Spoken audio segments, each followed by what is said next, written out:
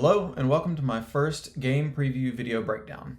I know the visuals are a little underwhelming right now, but I'm hoping I'll be able to do some things during the winter and summer, not an off season, to jazz these up a little bit in the future. Still, I think there are some interesting things to talk about for this game, so let's get into it. I'm going to start by just going over the projections and some high-level stats about the teams. The line as of Monday when I make my picks was Ohio State minus 7.5, and the total was 57.5. The model's projections were Ohio State minus 9, a total of 65, and a win probability of 75% for Ohio State. These teams are number 1 and number 3 in our adjusted PI metric, and on a neutral site, the projections would be Ohio State minus 5. Finally, if Michigan were the home team, Ohio State would only be favored by 2 points, with a win probability of 49.9%. As it is, though, this game is in Columbus, so Ohio State gets home field advantage, which, as we've seen this year, seems to be huge, especially in games involving top 15 teams. So let's start digging into the matchup. At a high level, Ohio State wins 8 out of the 12 matchups with Michigan. It's actually interesting that while Ohio State's passing matchups both win against Michigan's, their rushing matchups both lose against Michigan's units. But overall, which is based purely on yards per play, Ohio State is back to winning both matchups. This game is interesting, though, in that both teams have elite units on one side of the ball, at least on paper, and good units on the other. Michigan's defense and Ohio State's offense are elite, while Michigan's offense and Ohio State's defense are both very good. So it'll be interesting to see if one elite unit beats out another, or if they're locked more evenly, and it's the very good units on the other side that decide the game. I'll take this opportunity to point out, for those who aren't familiar with my game previews, that we do not take any injuries into account. These numbers are purely based on past performances, so it's up to everyone to adjust for injuries, weather, and other external factors as they see fit. As of this recording, Blake Corum's status is up in the air, and the rumor mill is hot that he is out for the game, so take that for whatever you think it's worth. But this game preview more or less assumes that he's playing. So back to the power index matchups. Michigan's offense is obviously built on the run, with it being their highest offensive power index. Their passing numbers have fallen off the past few games, and while they're still somewhat highly rated there at 1.25, it's nowhere near elite. Ohio State's passing defense is much improved this year with a power index of 0.77. It's still not an elite number either, but it sets up to be good enough to hold Michigan more or less in check in that aspect. Michigan's rushing offense is elite, however, with a power index of 1.87. They win this matchup despite Ohio State being fairly highly rated at 0.6. On the other side, Ohio State's offense is all elite. Their passing attack has a power index of 1.87, going against Michigan's own elite unit with a power index of 0.58. Their rushing numbers have come back to earth in recent weeks. Believe it or not, they were even higher a few weeks ago. And honestly, it's looked a little underwhelming to the eye, but the computer still thinks that they look good in that area, as they've gone up against some pretty good run defenses. So moving on from those matchups, let's take a look at some other statistics, starting with explosiveness.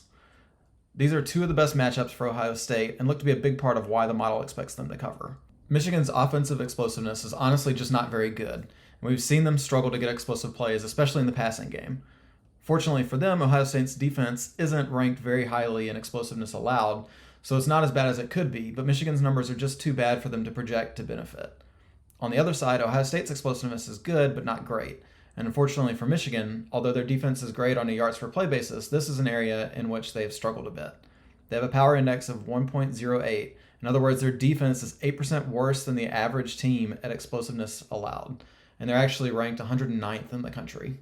Moving on, Michigan's success rates do seem to tilt the scale back in their favor a little, as they're ranked 5th on both sides of the ball. Ohio State, conversely, is ranked 2nd on offensive success, but Michigan's still projected to win that matchup. Perhaps that can mean more punts by Ohio State than we're used to seeing. On the other side, not surprisingly due to Michigan's rushing numbers, they're projected to win the success rate battle on their offensive side of the ball. Havoc is the biggest edge that Ohio State has in the game, at least on paper. Ohio State is 3rd in the country in Havoc, and if you watched any of the Penn State game, you know why. Michigan is no slouch in that area with a power index of 1.38, but it still falls well short of Ohio State's mark. I'm going to skip recruiting because both teams recruit at a very high level, so I'll end on points per opportunity. This is a metric from collegefootballdata.com, who defines an opportunity as a drive in which the offense advanced the ball to outpass the opponent's 40-yard line. So points per opportunity is a measurement of how many points each team gets and allows in those situations. Michigan's offense is pretty highly rated at 4.51 points per opportunity, while Ohio State's offense is number 1 at 5.4. This is despite some of their perceived struggles in that area in a couple of games. Conversely, Michigan's defense is highly rated at 2.89, while Ohio State's defense is its worst statistical category at 4.21. Finally, let's take a look at the closest prior matchups. Michigan's score is 27-17 based on closest prior matchups, with Iowa's defense and Penn State's offense as the closest comparable teams to Ohio State. Ohio State's score is 44-31, with Penn State being the closest comparable team on both sides of the ball. Taking all this into consideration, here are my parting thoughts for the game. It really seems like if it wasn't for Michigan's outstanding rushing offense and Ohio State's points per opportunity, the spread would be pushing double digits. Unfortunately for Michigan, committing to shutting down a running game is easier than a passing game, and points per opportunity doesn't come into play much if you don't cross the opponent's 40-yard line many times. As we all know, it's almost impossible to predict turnovers, and turnovers are a huge aspect of winning or losing a game. But it's worth pointing out that with Ohio State's Havoc rating, it really seems like they have a good chance to be even or maybe even +1 in turnover margin. All that being said, J.J. McCarthy has flashed early in the season, so it's always possible that he goes off and makes a game of it. But that really seems like Michigan's best shot at a win, and it just doesn't look likely to happen on paper. But this is college football. We never really know what'll happen. I hope you enjoyed this breakdown. Please leave a comment if you have any thoughts at all, either on the game or the format of the video. Also, please like and subscribe, as I plan on doing some more of these for some championship games and big bowl games. Until then, enjoy Week 13.